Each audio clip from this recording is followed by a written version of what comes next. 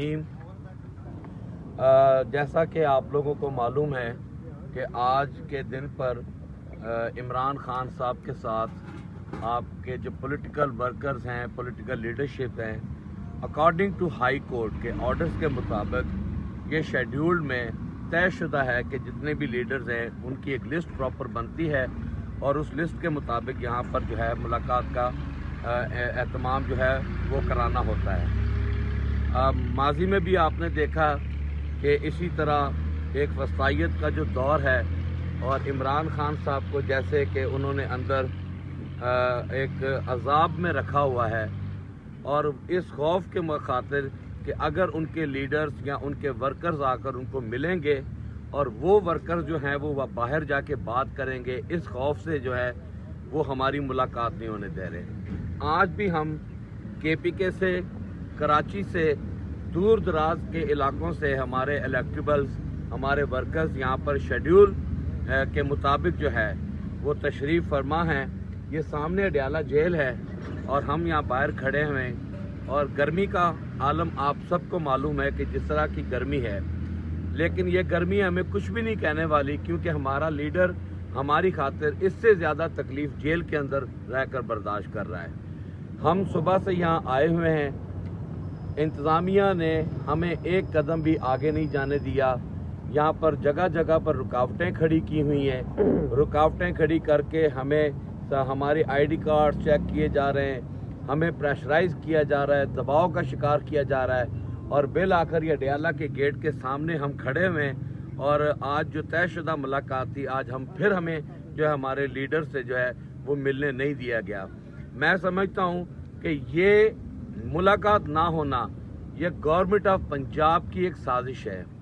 Government of Punjab नहीं चाहती कि जो दुनिया भर में एक इंडिया के खिलाफ जो एक पैगाम था हमारा कि हम पूरी कौम मुत्तहद है और हमने पूरी कौम ने मिलकर एक जोश और जज्बे के साथ इंडिया का मुकाबला किया।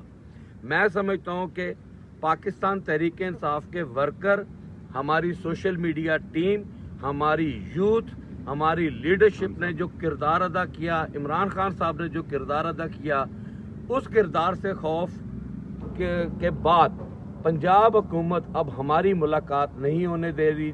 वो ये चाहती है कि जो यूनिटी पूरी दुनिया में हमारी होनी चाहिए, उस यूनिटी को मुतासर किया जाए। लिहाजा पंजाब गवर्नमेंट की इस वसायत और स्पेशली मैं मरियम नवाज का नाम लेकर कहूँगा कि ये सारा उनकी ईमा पे हो रहा है। मरियम नवाज खौफ के मारे, क्योंकि पंजाब में जो उनका हालात हैं वो पूरी दुनिया से कोई ढके छुपे नहीं है। किसान का हाल उन्होंने बुरा कर दिया, मजदूर को उन्होंने मार दिया। आपकी ताजर बरादरी जो है, आपकी लार्ज मैन्युफैक्चरिंग इंडस्ट्री है, आपकी स्मॉल इंडस्ट्री है, वो तबाही के दाने पे पहुंची हुई है। उस खौफ को छुपाने के लिए मरियम नवाज जो है वो ताकत का गैर ज़रूरी इस्तेमाल कर रही है। मैं समझता हूँ कि गैर ज़रूरी ताकत का इस्तेमाल यजीद ने किया था, वो यजीदियत की तरफ जा रही हैं। लिहाजा आज भी उनकी यजीदियत वाज़ेह है कि हमें धूप में खड़ा किया गया, हमें धूप में खड़ा करके हमारे कायद से हमें मिलने नहीं दिया गया और ना मिलने देकर ये एक और ऐसा एग्जाम्पल सेट किया है कि जिससे पाकिस्तान की यूनिटी मुतासर हो। हम समझते हैं कि इस वक्त पाकिस्तान को आगे लेकर जाने के लिए बहुत सारे चैलेंजेस हैं।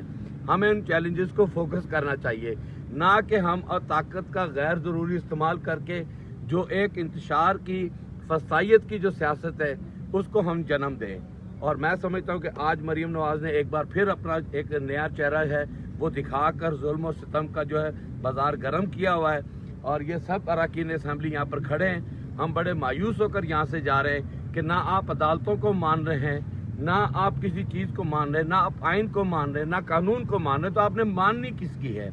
तो लिहाजा हम हर लिहाज से कंडेम करते हैं और हम अपने जजेस के हक में आवाज़ उठाते हैं। हमारे खान साहब को रहाई जिन अदालतों ने देनी है वो तो खुद इंसाफ लेने सुप्रीम कोर्ट में गई हुई है।